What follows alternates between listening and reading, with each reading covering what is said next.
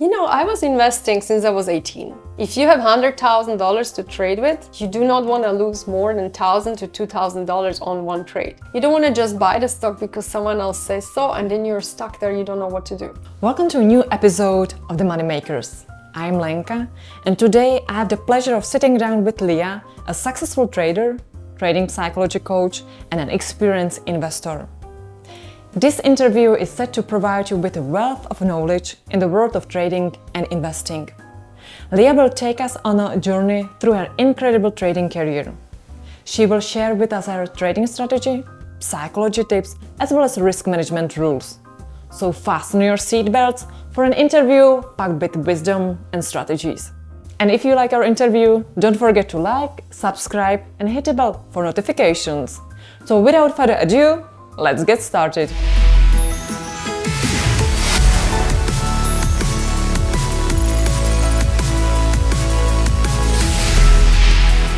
Hello Leah, thank you for coming to our studio. Hello, thanks for having me. Exciting. Can you tell us a little bit about your background? Yes, so I've been born in former Czechoslovakia. Now I live between Miami and New York, and I'm a trader, now full-time trader and investor. And before I was an entrepreneur since I was very young, and I lived in many countries, including Germany, Switzerland, Netherlands, before I moved to the US. Had a lot of businesses, a lot of startups, and then when I was older, I went to school and I studied psychology and negotiation. So I worked as a marriage counselor for almost 10 years in New York, in Manhattan, and then I become a trader. So what inspired you to become a trader? I was investing since I was 18. Wow. I always was investing into products that were back then available in Europe, which wasn't investing direct into the US stock market, but you have all these products through banks. So I loved investing, and it was more passive investing. I chose products where I was contributing every month. And then when I moved to the US, I started investing in the US stock market, also just buy and hold and contribute into different index funds. And in 2020, very early, when I saw the volatility in the market, I kind of found it fascinating. So I started learning about the markets and I started trading. Where did you get the first trading capital? So you were investing, so it was pretty easy for you to find the trading capital, right? Yeah, so I've been working my whole life. I've been working a lot, and I labored. And I was very good with money. Thankfully, my parents always taught me to save money. So I was always preferring to save money than spend them until a certain age.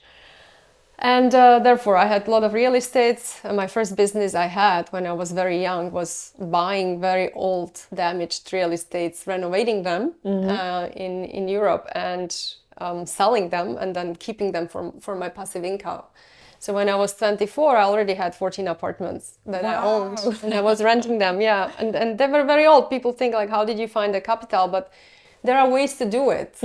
Back then, when you went to a bank, it was 2005-06 when I was buying my real estates.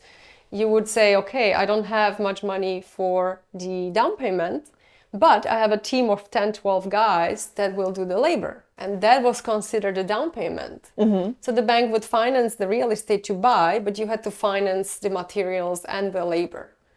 So that was easier. Like, there are ways to do. People always think it's black and white, but if you really think and you find ways, and I'm very good with problem solving, so that was how I did finance my first apartments. And then later on, when you already own something, you can finance the other stuff. So it was very good. I was 24 and I had about 40,000 euros a year passive income, which for a 24 years old girl is good money to have a buffer, to have the mental peace that no matter what happens, I have buildings that I own, that I get passive income. And if I'm really broke, I can live in one of my houses for free. I think that's huge because the cost of living nowadays is really expensive. Wow, it sounds just incredible. You are the first female trader that I'm doing the interview with. Yay. How come there are so few female traders? Why? I actually did some studies on that, and I wrote some articles about it. The financial literacy for women is not that great. It's probably still coming from the past where women were kind of the caregivers and men were the breadwinners. And there is a lot of women, they still think that men are the ones who are supposed to know about money. It's changing. Also, I blame school system because quite frankly, we are not learning anything about life and money in schools unless you go to a school that has a finance school, right? So I think that's a problem. We don't have school system that teaches us. If the parents don't teach you, they don't know. Of course, the older generations, they also have this mindset of buying real estates, paying cash, or saving in the bank, which now, okay, we get some money for having money in the bank, but that wasn't the case last decades. So I think that's the problem, and a lot of women are scared. You know, they're scared of the stock market. I have a lot of girlfriends, I tell them just invest, and they're, oh my God, this is just this big unknown, and they would rather just have the money under the pillow than investing them. And it makes me sad because I think that it's actually not that scary. It's actually really easy to understand if one would like to know and learn about it. I hope that this interview will change their minds, right? I hope so. I hope it can help women and men, of course, everyone to take charge of their own money. Absolutely. I can see like among the Billions Club's customers, there are even less than 1% of women. So we don't have almost any, which is sad. So I hope that with this interview, it will change. Tell me, what is your long-term goal in trading? I honestly had no expectations when I started, and my goal is just to be able to be in control of my own money and know what I'm doing with my own money and have a plan to be financially independent even more and just do something I love. You know, I love the fact that I've been traveling this summer, almost the whole summer, and I'm making great money just to take 2 free trades a week. And that's my goal, you know, like I want to be traveling and spending time in beautiful places and being able to make money. So that's just a fantasy I love. Oh, that's absolutely wonderful. I mean, you mentioned expectations. What were your expectations before you became a full-time trader? I really had no expectations. I just saw the market's movements and I saw the volatility and I saw my long-term portfolio that I had moving in like insane speeds. And I said, okay, well, if I would have sold my stocks before COVID, I would make so much money. And now my portfolio is down 30%. And of course it recovered, but it's like, let me see if I can actually time this movement a little bit. And look, timing the market is really difficult, but I was just fascinated by the market. I wanted to learn something new. I wanted to have a new skill in my life. I had no expectations of how much money I'm going to make, how much money I can lose, like pretty much none of that. And I think it's important to really do it because of your passion and because you want to learn, because a lot of people start and they say, how much money can I make? And that's their first question. And that's a wrong way to look at it, because once you really love it and you do it, the money will come. I feel like most of the traders that start, they believe that they will start with just a couple of dollars and within a few months they go and buy their first Lamborghini. Yeah, it's the problem, and it's not only with trading, it's with everything in life. 95% of startups fail. 95% of traders fail. Why? Because they don't have the patience to work hard, and that's why we have the 0 DTEs, which means the same day expiration options that a lot of people with this little bit of money trade. Of course, most of them will lose all their money because they want to get rich quick. And when I tell them, I think this is a wrong approach, they say, but I don't have no money, I can't make a lot of money. I said, okay, but if you have a little bit of money, just be patient. Maybe the first time you're going to make $20 a day, but then after a year you will make $100 a day. And that's what people are lacking, the patience. When you started, were you profitable straight away? I was profitable straight away, very profitable. The first year I made 165% return on my investment, which was over $500,000. And I was feeling like a rock star. I felt like I'm extremely smart and that's it, like I'm gonna be billionaire. But the second year I lost $500,000 almost, and I had to pay tax on my wins, so it was kind of really difficult. And I had the choice to give up and blame the market and blame bear market and all of it, but I decided to actually analyze what I did and what happened.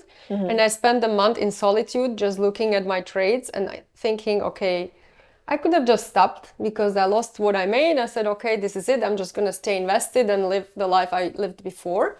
But I kind of felt this challenge is really, really exciting. And I analyzed what I did wrong. I wrote down all the mistakes and I learned. And I said, okay, I have to start with different approach.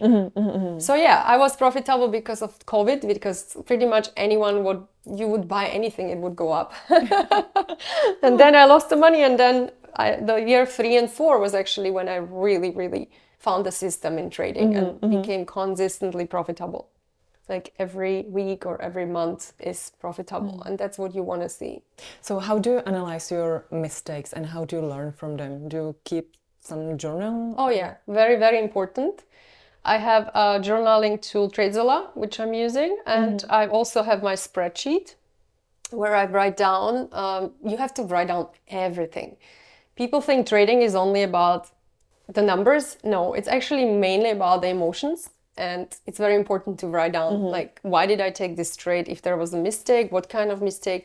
Why I made the mistake? Was it based because of my greed, because of me being impatient, or because of me being scared? And you need to write it down. Also write down the conditions in what you were trading. Like, I was too tired, I was in pain, someone upsetted me. And it's very important. And once you have a lot of data, you can analyze the data and say, okay, Leah, you do suck when you're trading upset. Do not trade when you're upset. All right. If we discuss making mistakes, is there a huge difference between mistakes that beginners make and experienced traders make? Is there a big difference, or are the mistakes always the same? The mistakes are very similar. The difference is only the beginners don't fix the mistakes quickly, and they make mistakes that cost them a lot of money.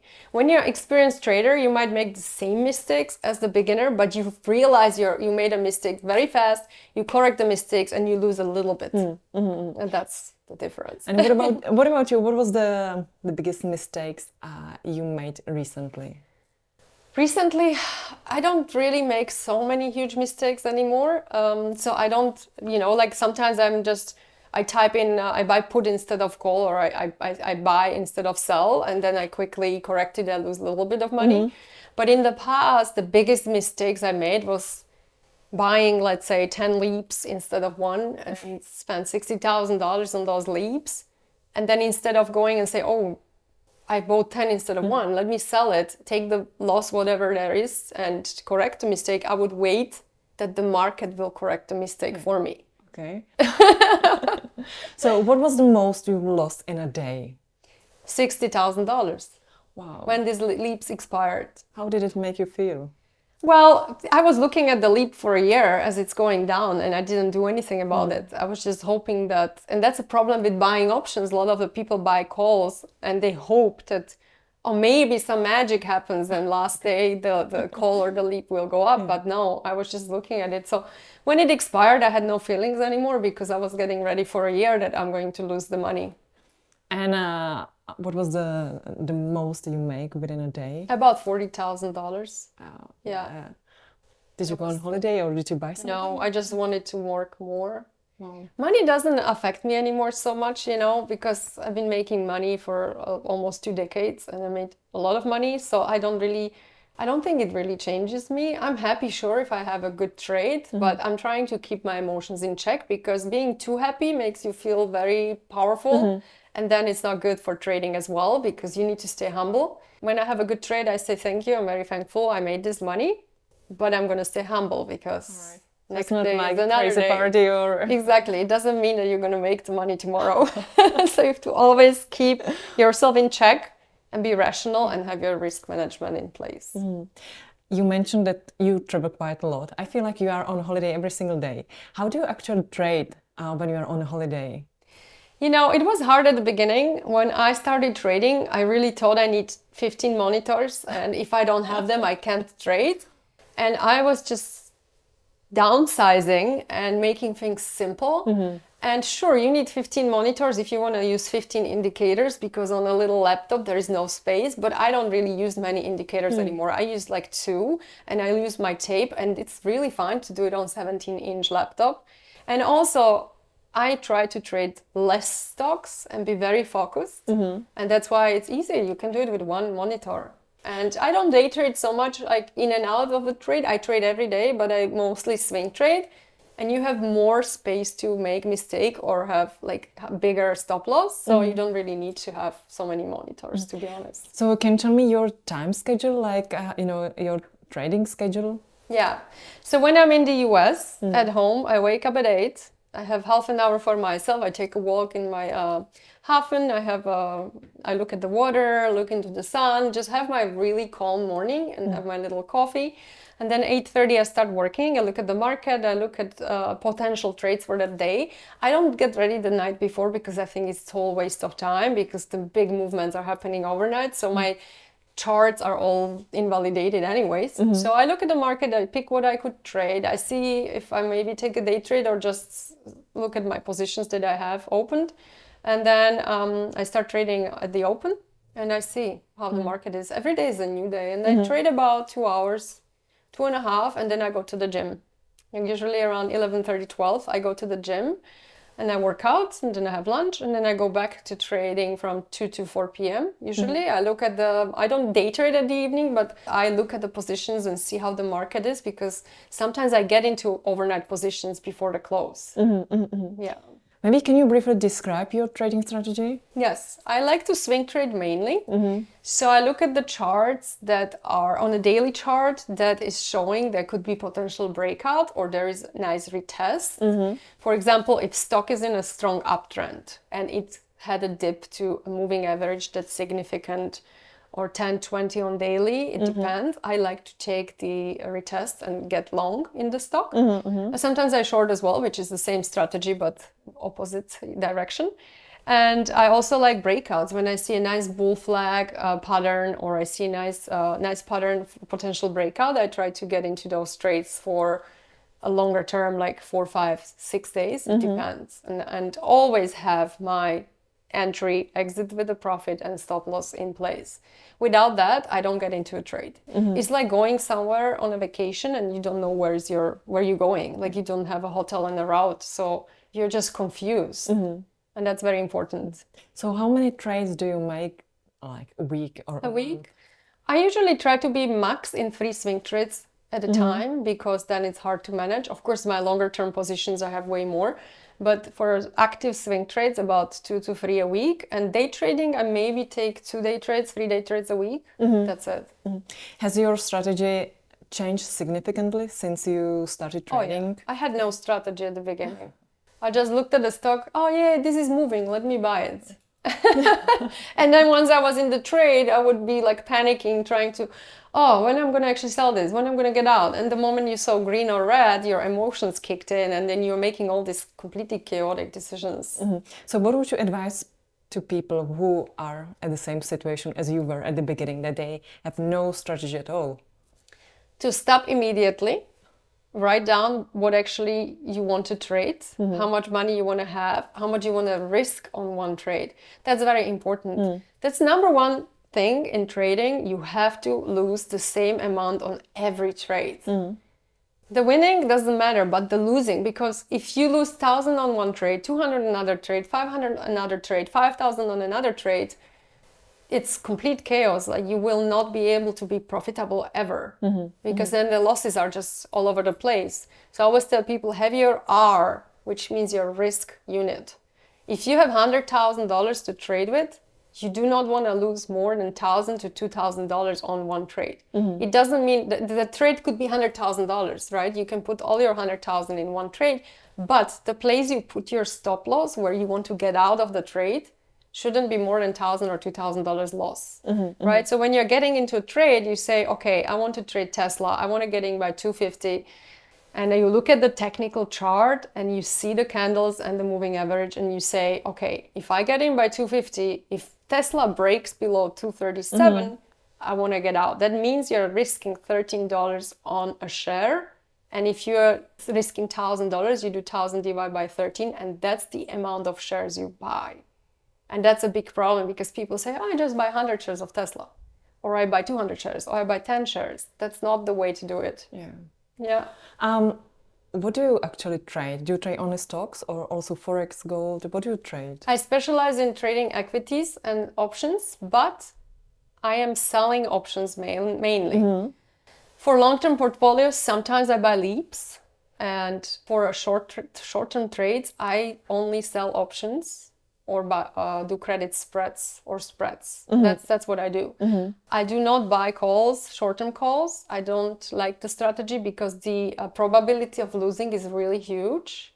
And I do not advise people to trade short-term options, especially when they're starting. So I don't do it myself. I don't like that. I like to have a high probability of winning. And that's usually with selling options. You have a huge probability. You can also lose a lot of money if the trade goes against you. That's why people, they don't have big portfolios. I suggest they check out spreads where they buy and sell an option in one pack, so they are protected. You mentioned equities. So what equities do you trade? I trade anything that has a nice technical chart. I don't care what the company is doing. I don't care about... So you don't have like top... I have top stocks I trade a lot because they're really fun to trade, like Tesla, AMD, Nvidia. What else? Disney? Do you trade Disney as well? I don't trade Disney, no. I just buy it, or I sold puts on Friday actually, 75 strike. If it gets there, I will own the stock. I think Disney will be fine. They're just going through a hard time. So that's how I invest. For example, if I like a company, but they're having a horrible time for news and stuff. But no, like a Square is also really fun. It's like yo-yo, it's moving. So yeah, there are some high beta tech stocks that I like to trade, like Tesla. I think beta is 1.8, which moves fast. I like to take the triple TQQQ, which is moving 3 times faster than QQQ. I love to trade them on reversals because then you make money 3 times faster. You also lose money 3 times faster. So yeah, these are pretty much the tech. It's probably my main focus. Yeah. I know that you trade, but as well as you invest. Can you do it at the same time? Because I feel like there are either investors or traders and nothing between. So... Yeah, it's all about the mindset. You know, a lot of people have a growth mindset. But even more people have a fixed mindset, which means they know something, they stick with it, and they are not open-minded to learn or accept new things. I've been investing for a long time. Investing is great for accumulating your wealth and growing your wealth. But trading is for cash flow. That's the thing you pay your bills with. You travel, you spend the money, and you make money faster than with investing. And also investors, they don't want to take the profits, they want to hold. So I do both because I've been investing into US stock market for over 10 years and investing in other products for over 20. So sure, it's great, but I want to live on my trading money. So when I trade, I make money to spend, and if I have more, I take the money and put them into my investing account, or I buy real estate with the money. So it's just faster, you can make more. I know there are people, they say traders only lose money. It's not true. I know extreme amount of friends and people that I know in person who make money trading. And it's possible, So why 90% of traders always fail or are not profitable in the long run? Why do you think so? Because they go in with high expectations. And people don't want to work too hard. That's why not many people succeed in life. Because when there is a hurdle, there is something doesn't go their way, they give up. They don't like it. A lot of people like to blame others. They don't want to look at their own mistakes. That's really difficult for many. And also in trading, you have to get used to being wrong. And people don't like to be wrong because their ego suffers. So as a trader, you have to be flexible, have discipline, super strict discipline, because this let me play around and find out doesn't work. Because every time you do something wrong or make a mistake, you will pay for it. So I think that's the biggest problem. Let's go back to your portfolio that you have buy and hold. Can you tell us a little bit more about it? Like what kind of stocks do you have in your portfolio? So I have 5 portfolios that I manage. One is day trading, which is not portfolio, it's just an account. Then I have swing trading account. And I have my 10 years account, which is individual stocks where I own stuff like Disney, Amazon, Adobe, CRM, AMD, Nvidia, like you name it. I have some stocks, oil stocks like Oxy, DVN. There's about 20 stocks in this portfolio. It's my 10 years one where I sell options around my positions. So when there is a bad day, I sell puts. When there's a good day, But you don't touch this portfolio for 10 years? Well, I do touch it when the stock is overvalued. When I see that the stock rallied, like for example, Domino Pizza, I owned it. It had a huge run that one day. I think they announced work together with Uber, I think, was it? So yeah, it was just absolutely rallying. It went up like $100 on the share. So I got rid of Domino Pizza, for example. I got rid of most of my Nvidia because I think that the stock is overvalued, and don't kill me for that, please, because a lot of people want to hold it. I don't. When the valuation of the company gets irrational, I get out. So of course I own Tesla there too. I keep selling puts around it, and if I get assigned, I cash secure puts, which means you have to have the money to buy 100 shares. Then I sell calls. If my call gets, if I get called away, I will sell the shares. So yeah, so I'm trading it, but a little bit less than the swing and day trading. And then I have dividend portfolio, which I just started in January because I was too young to have dividend stocks. Like there are sometimes people that are 25 and they want to have all dividends so they don't have to work hard and have passive income. I believe, in my opinion, it's a wrong approach because dividend companies are not growth companies. They're not growing as fast. So when you're in your 20s, there's no point of buying dividend stocks. I think until like you're 40, just buy really good quality growth companies and grow your wealth. And once you're older, then you can start buying these grandma stocks. So I just started. It's a small one. And the last one I have is the one that's buy and hold and don't look. And that's only index funds. How can you manage like 5 portfolios? So the one is passive, and it's fine because the day trading, as I said, I take 1 or 2 day trades a week. If I don't take day trades, it's just sitting there. My swing trades, I take 2-3 a week. It's different way, different strategy. And the investing one, the 10 years, it's easy because I look at my stocks, and if one is really rallying that day and it rallied for 2-3 days, I sell covered calls. If there's a really huge dip after earnings, for example, I sell puts. So it's not that much work. And then the dividend is just really funny for me. It's like, I call it the cash cow. So I send every first in the month the same amount of money, and I just like spend maybe an hour thinking what dividend stock I buy, and I think I will just hold this until my retirement, to be honest with you.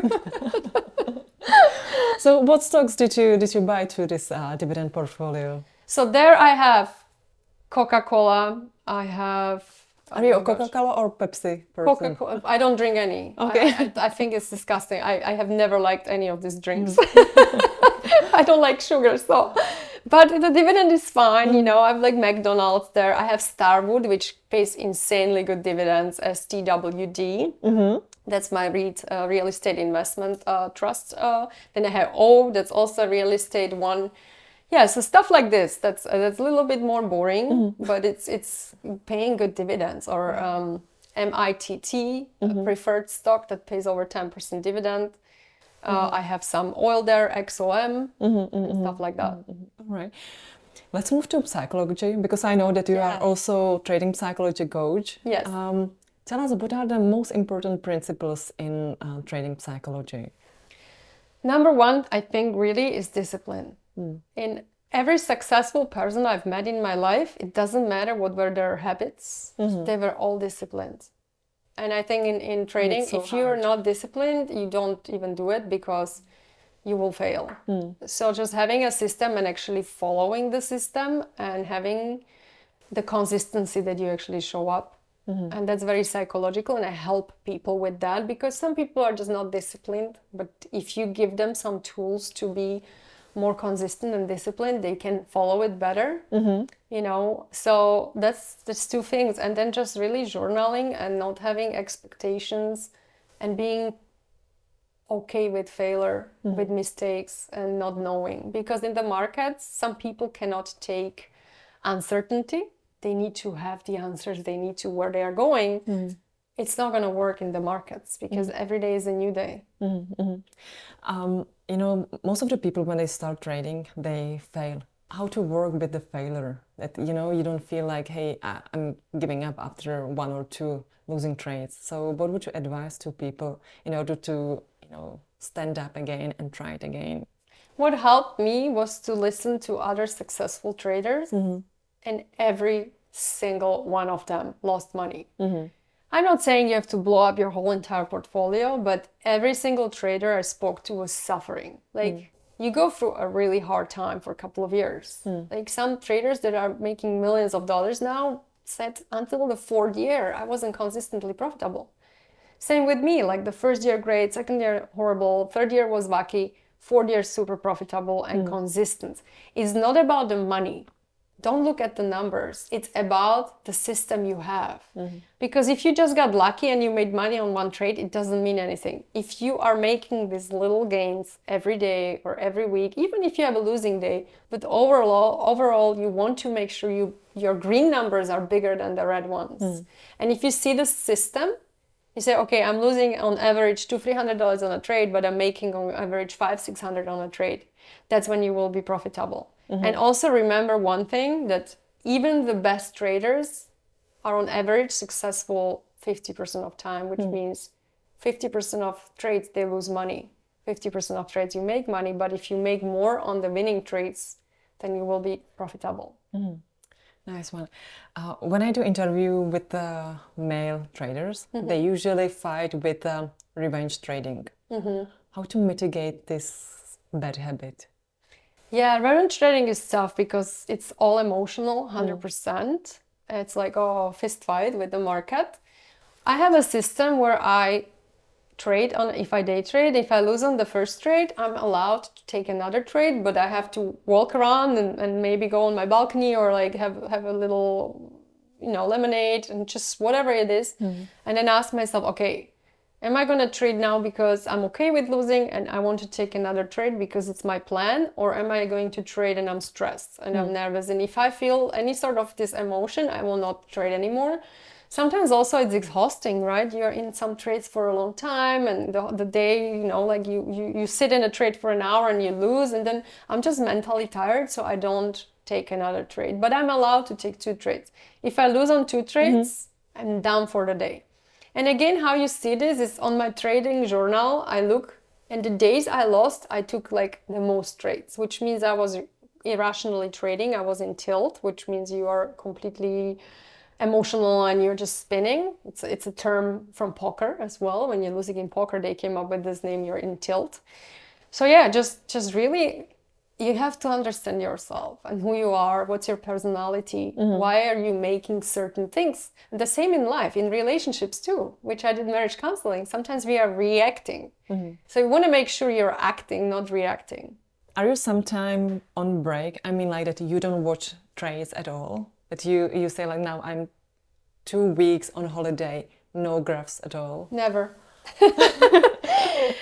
I had probably 3 days in almost over 3.5 years on trading where I did not look at the market. And I even think I looked, but I didn't take a trade. I trade every day. And that's a problem when you manage all your money and you have all these portfolios that you kind of never sleep.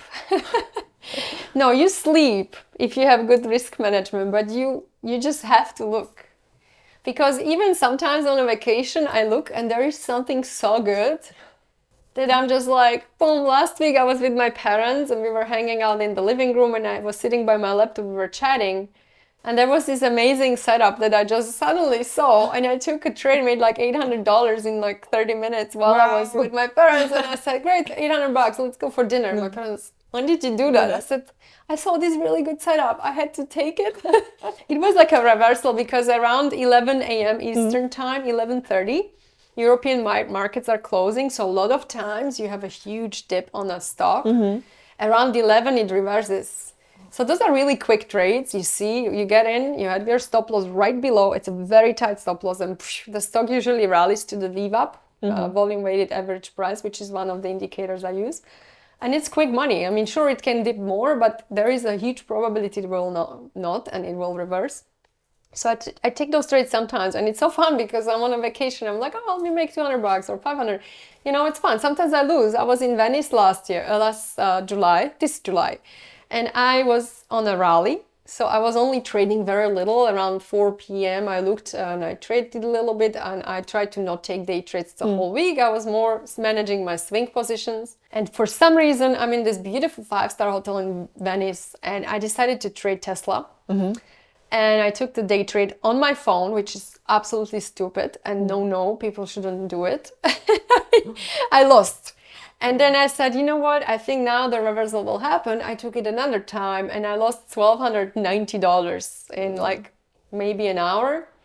And I was very upset because I actually wanted to go buy myself Hermes hat. And I said, okay, there go my Hermes hat. So I punished myself to not buy the hat because I had the rule, I'm not going to day trade on this rally. I will just manage my positions. So, yeah. All right. So you mentioned the rules. So what are the your rules that you follow?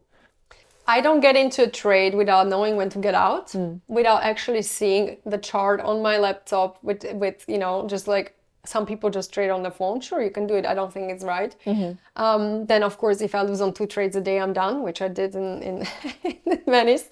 Then having your R, how much you can lose on a trade max, you know, you can lose less. If you see the stock goes against you, you can get out, but max would be $1,000 for me on a trade. And I religiously observe this very important rules. If we talk about psychology, what I find very difficult is to stay patient and not do anything, you know, because for me sometimes it's very, very hard just not to do anything and just watch the graph. How to, you know, how to be okay with it, not doing anything actually. Yeah, this is a problem a lot of new traders have. They feel like, I'm a trader, I have to take trade every day. If I don't take trade every day, I'm a loser, I'm not making money. This is a wrong approach. So what I learned, if I don't see a setup or the market doesn't correspond with, like for example, sometimes it's very choppy. The market just is in a range, it's an inside day, which means we are trading between the open and close of the day before.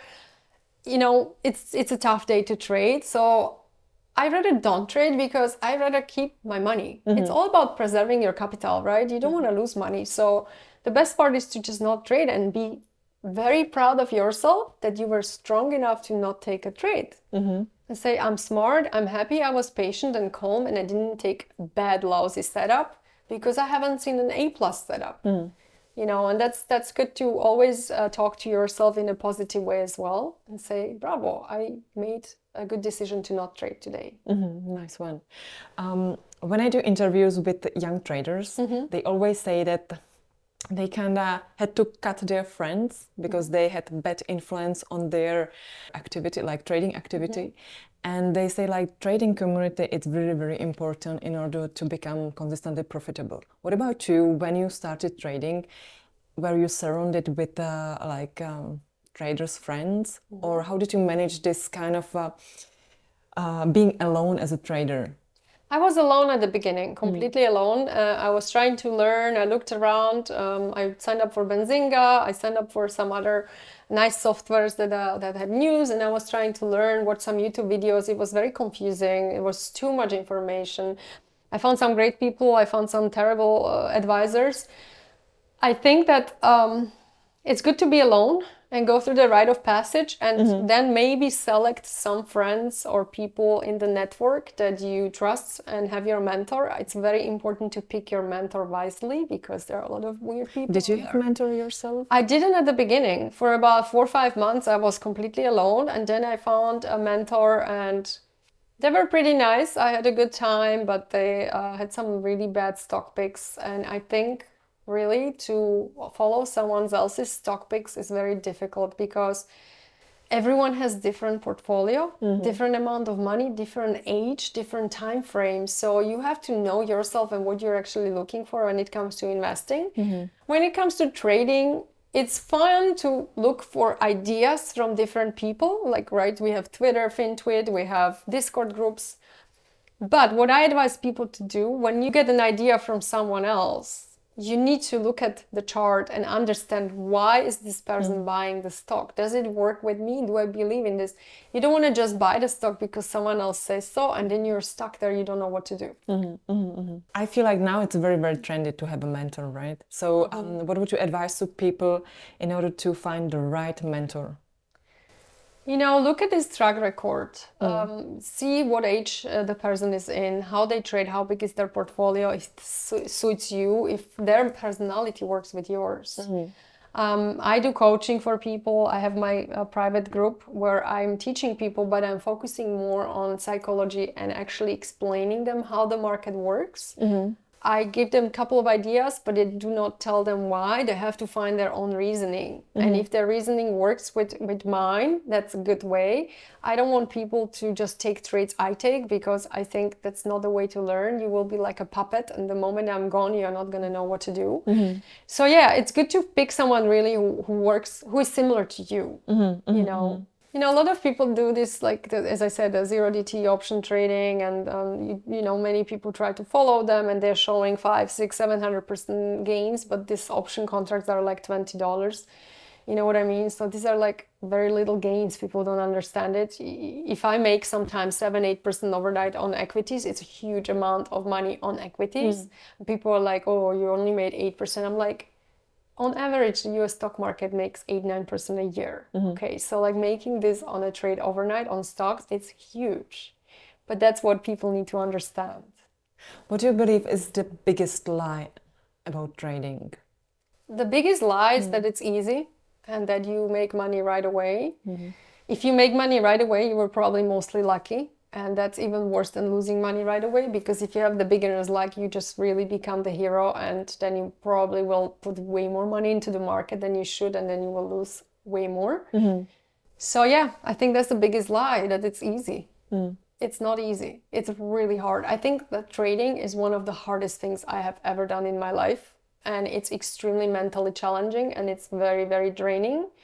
And you have to go through a rite of passage and have extremely strong will and discipline to get over it. But once you do, it's complete dream life. Nice one. Balance Club, it's a prop trading firm. What about you and prop trading firms? Have you ever had a funded account? I haven't, because I started trading later and I had already a lot of money, so I didn't really need to do it. A lot of people, they have money, they say it's great because they can actually go through the test at the beginning and see and practice with like the paper trading. If they even pass it, if they can get. I think it's nice for people, they don't have a lot of capital and they want to actually practice and learn. It's a good idea, why not? Yeah. What would be the number one advice to people who are just starting trading? To trade with small amounts and be really patient, see it as a career. You know, when you're studying to become a lawyer or a doctor, you go to school for 5 years, plus you do in US, you do residency for 4 to 6, 7 years, sometimes for surgery. You know, the same is with trading. You can't just start doing something that's so complex and you need to learn and practice mainly and think that you will make money in a year. Literally, when you start trading, be realistic and say, okay, I'm putting next 3-4 years to this and I will practice. And then in 3-4 years, I will become profitable. Like another profession. It's very simple. So have the time and patience and start with little. It doesn't matter if you only buy 10 shares and you're practicing with 10 shares or a small amount where you make $10, $20 a day. I know people see these big gains and they might be like, oh, it's not enough. But if you're in the school for 4 years, you don't make money either. You're actually spending money. So treat it as a company, as a startup. Even if you lose a little bit of money, say, okay, I have $10,000 and I'm going to take a trade where I'm not going to risk more than $100 on the trade. That's all I want to lose, or even 50. Doesn't matter, and do it for a long time. And once you see after 6 months or a year that you actually have a system, that the numbers make sense, then you can trade with bigger amounts. I see that, you know, most of the people, their dream is to become a full-time traders. But they jumped into full-time trading without any savings. And then they feel the pressure like, hey, I really need to make money, right? In order to pay for my bills. So what would you advise to people that are in this situation, that they feel the pressure of making money in order to pay their bills? Again, it's like with the school, you know, you start studying economy or law and you want to make money immediately. It's irrational. Like if you're not consistently profitable for at least a couple of years, I don't think people should stop their jobs. If they have a lot of savings, then please be safe with the savings and just invest very little or invest a little bit into the trading and spend a lot of time until you really see the results. And I don't think people should get rid of their jobs really before they are profitable, at least for a couple of years, because then the pressure is real. And when we are under pressure, we are desperate sometimes, we make more mistakes. It's like in life, you know. We don't work well under pressure like this as humans. Last question. What are your plans for the next couple of days? Oh, I'm going to see my family to Slovakia and enjoy some time with my mom and dad. And then I will go to Saint-Tropez and Ibiza and Tuscany. I will have a really fun travel schedule for the whole entire month of September. And then October 1st, I'm flying to New York and I will be there for a month. So you asked for a couple of days, Nice. but it's hard. I know, it sounds interesting. Thank you for coming to the studio. I love the chat. And I hope that this interview will be a huge inspiration, not only to female traders, but to all traders. Thank you so much for inviting me. It was a pleasure talking to you.